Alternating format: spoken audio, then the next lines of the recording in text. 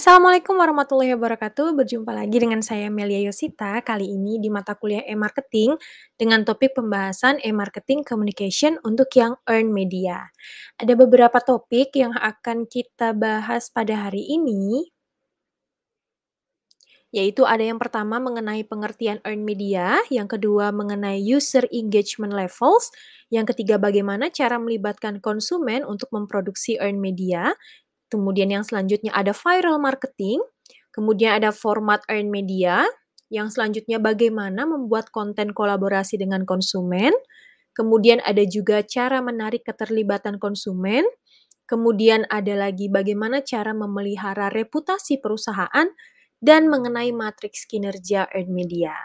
Oke, yang pertama akan kita bahas dulu mengenai apa sih sebenarnya yang dimaksud dengan earn media. Nah, sebelumnya kan kita sudah pernah nih belajar mengenai owned media dan paid media. Nah, owned media dan paid media yang dimanfaatkan dengan tepat akan meningkatkan awareness konsumen, sehingga konsumen melakukan pembelian berulang, dan akhirnya menjadi konsumen yang loyal dalam jangka panjang. Komunikasi pemasaran bertransformasi dari media promosi seperti iklan menjadi media rekomendasi seperti postingan media sosial mengenai suatu produk. Earned media ini diibaratkan seperti pengeras suara yang berperan untuk menyebarkan word of mouth atau WOM. Ini terjadi saat percakapan individu menjadi sebuah rekomendasi dan channel. Perusahaan dapat menginisiasi earned media melalui distribusi konten produk seperti membuat video produk yang diunggah ke YouTube, atau melakukan press release hingga membuat konten pemasaran di Instagram.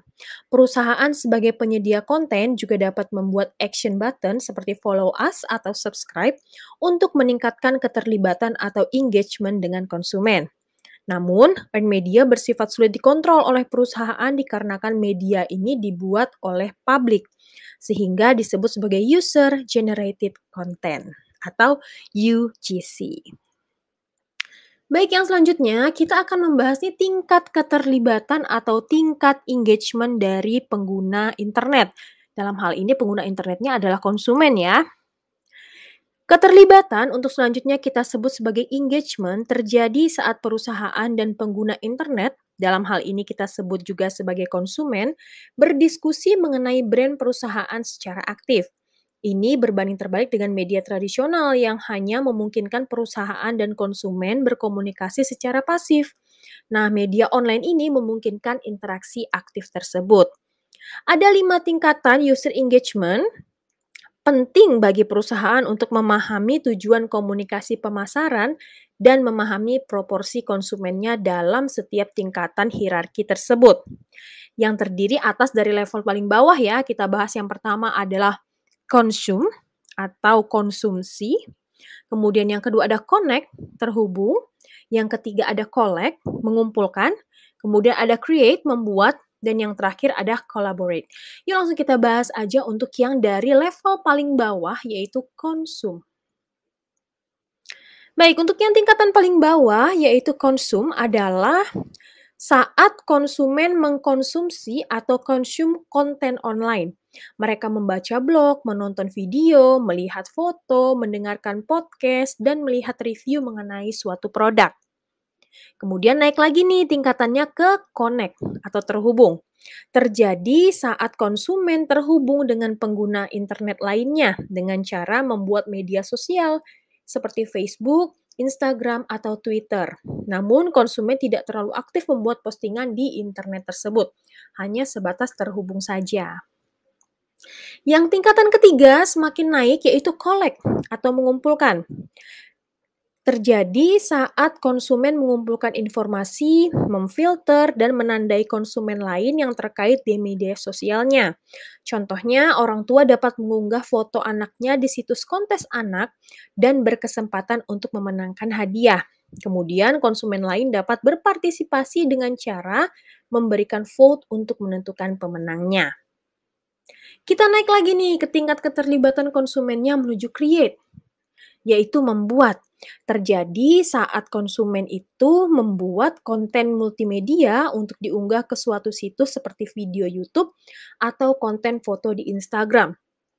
Nah, pengguna internet ini atau konsumen ini kita kategorisasikan sebagai creator.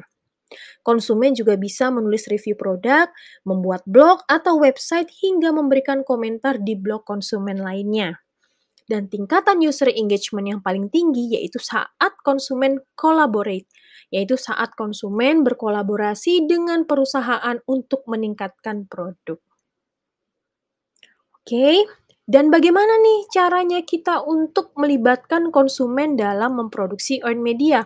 Karena perusahaan tidak bisa sendiri ya memproduksi earned media, kalau paid media dan owned media itu perusahaan bisa produksi sendiri.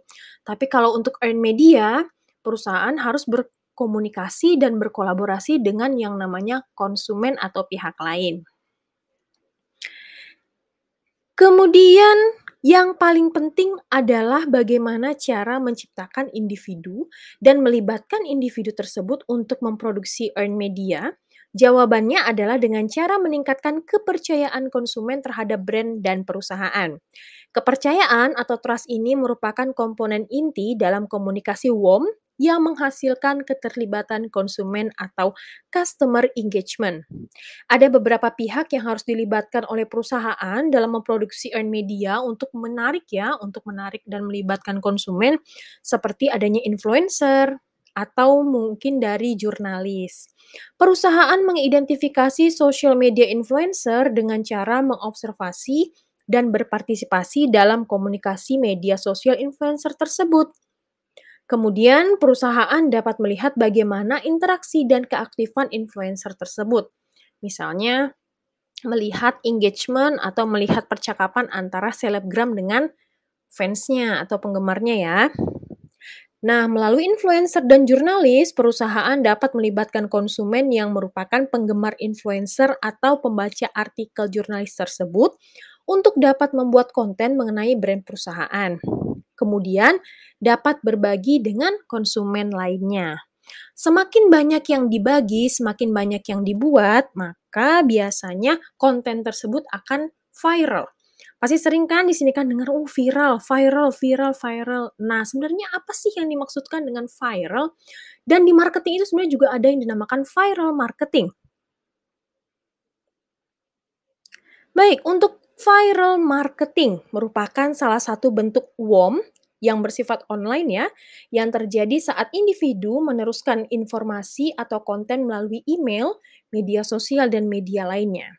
Jenis konten yang dapat dibentuk menjadi viral marketing adalah foto, kesenian, video, live casting, musik, presentasi, hingga HR dan virtual reality.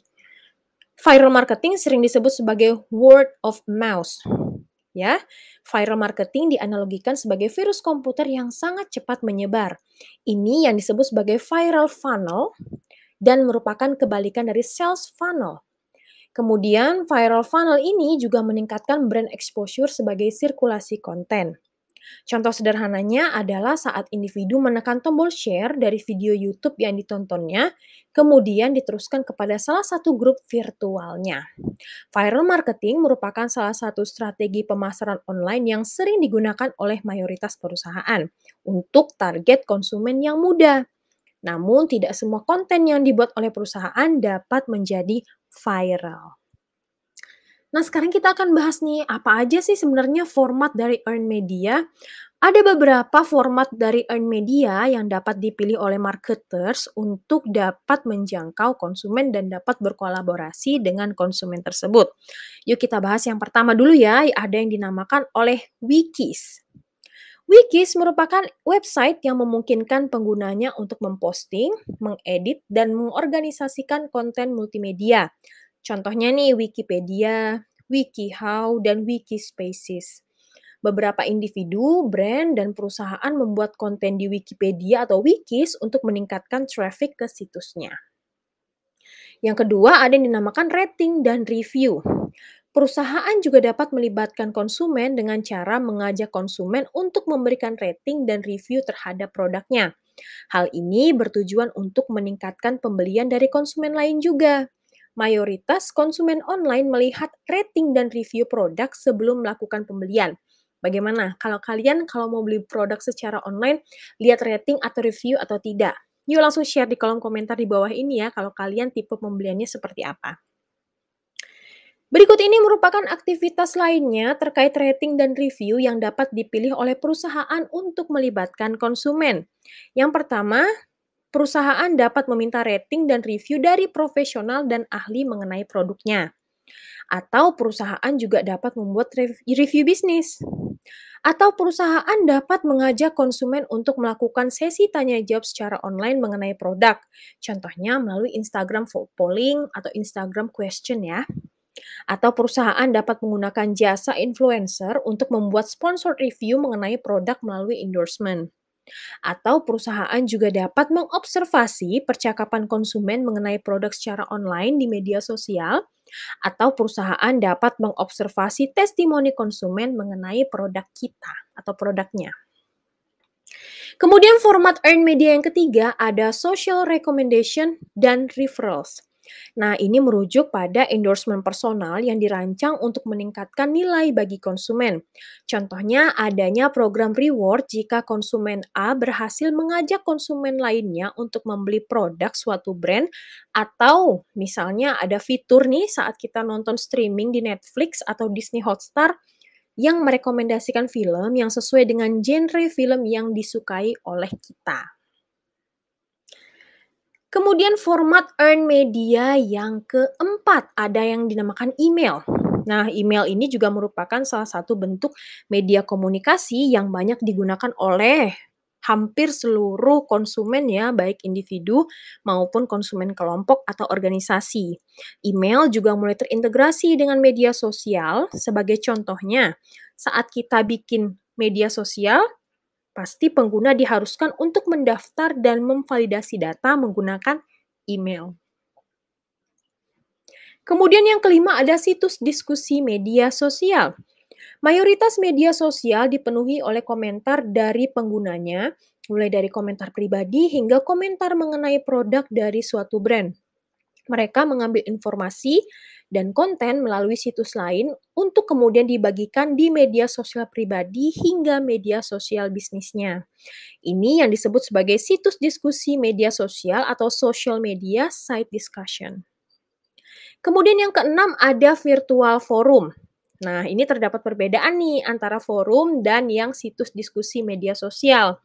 Jika situs diskusi media sosial hanya fokus pada earn media di media sosial, maka forum adalah area di mana pengguna dapat memposting pesan yang dapat dibaca dan didiskusikan oleh pengguna lain dalam suatu situs forum diskusi online.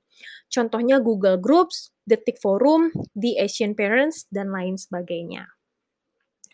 Dan format earn media yang terakhir adalah pasti ya aplikasi jejaring sosial atau media sosial seperti Instagram, Facebook, Twitter, YouTube, TikTok, dan lain sebagainya. Nah, marketers dapat menggunakan aplikasi jejaring sosial ini untuk meningkatkan keterlibatannya dengan konsumen.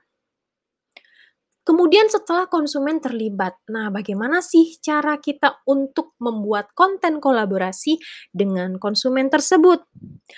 Pertanyaannya, bagaimana? Kan? Nah, berikut ini beberapa cara yang dapat dilakukan oleh perusahaan untuk menarik keterlibatan konsumen, untuk menarik konsumen agar mau membuat konten kolaborasi dengan konsumen. Baik, yang pertama menyediakan informasi yang berkualitas, update, dan unik bagi konsumen. Yang kedua, membuat konten pemasaran yang menyenangkan. Konsumen akan menonton dan membagikan konten yang menurutnya menyenangkan, relevan, menghibur, bahkan yang tidak biasa. Yang ketiga, membuat kompetisi atau permainan untuk menantang konsumen berpartisipasi. Yang keempat, membuat konten pemasaran yang berhubungan dengan isu sosial, seperti kegiatan amal atau penggunaan energi berkelanjutan oleh perusahaan. Yang kelima, membuat penawaran spesial seperti konsumen akan mendapatkan sampel produk gratis dengan syarat konsumen akan membuat video review tentang produk tersebut. Yang keenam, memberikan reward kepada influencer dan penggemarnya. Yang ketujuh, berpartisipasi dalam kegiatan konsumen yang berkelompok. Oke, menarik ya. Tadi sudah kita jelaskan juga bagaimana cara menarik, kemudian bagaimana cara melibatkan dan membuat konten kolaborasi, Kemudian, biasanya konsumen yang terlibat dengan perusahaan dapat membantu perusahaan untuk meningkatkan produk baik dari kualitas, kemasan maupun segi promosinya. Sebagai contoh adalah satu perusahaan mobil yang melakukan penjualan produk melalui website. Nah, di website ini perusahaan tersebut menyediakan fitur di mana konsumen dapat mengkustomisasi mobil yang akan dibeli olehnya, mulai dari warna, jumlah kursi, hingga fitur teknologi yang ada di dalamnya. Melalui metode ini, perusahaan dapat melihat perilaku konsumen berdasarkan kostumisasi yang dipilih. Nah, studi juga menjelaskan nih bahwa pada perusahaan yang memberikan fitur, terutama kustomisasi bagi konsumen atau fitur kolaborasi, maka mayoritas konsumen akan menganggap perusahaan tersebut ramah dan transparan.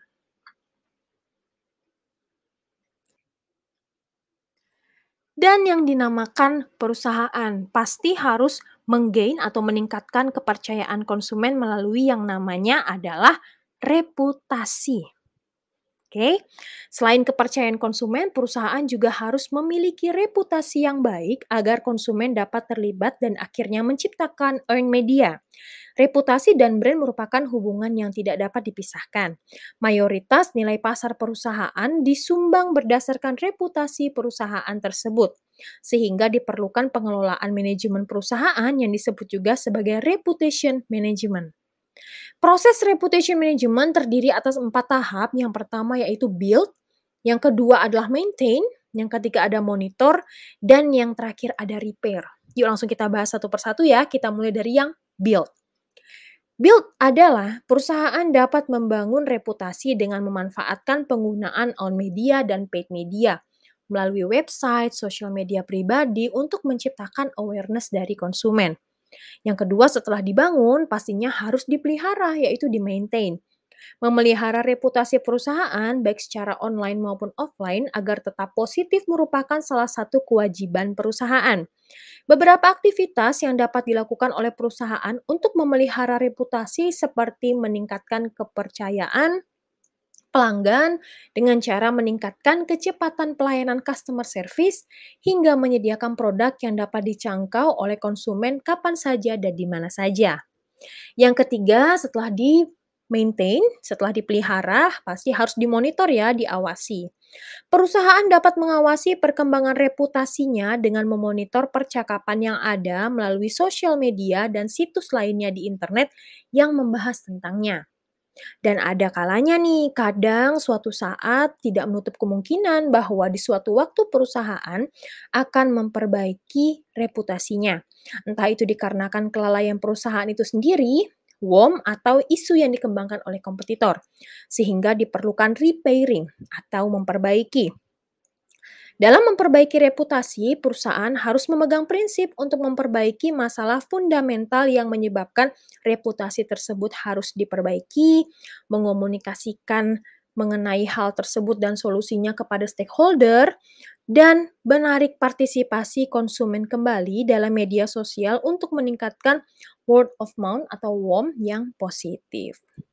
Nah, perkembangan teknologi informasi, kemudahan, dan yang memudahkan perusahaan melalui marketers untuk dapat mengelola dan meningkatkan reputasi perusahaan melalui reputation management system. Sistem ini termasuk di dalamnya berupa teknologi yang dapat digunakan oleh marketers untuk mengelola dan meningkatkan reputasi perusahaan, seperti media sosial, big data, feedback konsumen online, dan lain sebagainya. Tidak menutup kemungkinan nih bahwa setiap perusahaan memiliki sistem atau software tersendiri untuk mengelola dan meningkatkan reputasinya. Baik, yang terakhir yaitu adanya matriks kinerja earned media. Baik owned media, paid media, dan earned media ini harus punya matriks kinerja yang mengukur tingkat keberhasilan, efektivitas, dan efisiensi dari penggunaan earned media yang dipilih oleh marketers. Ada 3 ukuran. Yang pertama yaitu melalui General Earned Media Matrix, yang kedua ada Action Taken by Users, dan yang ketiga ada conversation on blogs and elsewhere. Kita bahas dulu yang untuk yang general earned media matrix. Nah, marketers dapat menganalisis nih jumlah pengguna yang berinteraksi dengan aplikasi atau iklan perusahaan, jumlah waktu yang dihabiskan pengguna untuk menonton video, jumlah waktu yang dihabiskan pengguna untuk mendengarkan sebuah podcast, atau pertumbuhan komunitas media sosial yang membahas tentang brand dari perusahaan tersebut. Yang kedua, melalui action taken by user, yaitu perusahaan dapat menganalisis jumlah konten yang didownload oleh pengguna, kontennya yang seputar dengan perusahaan kita ya.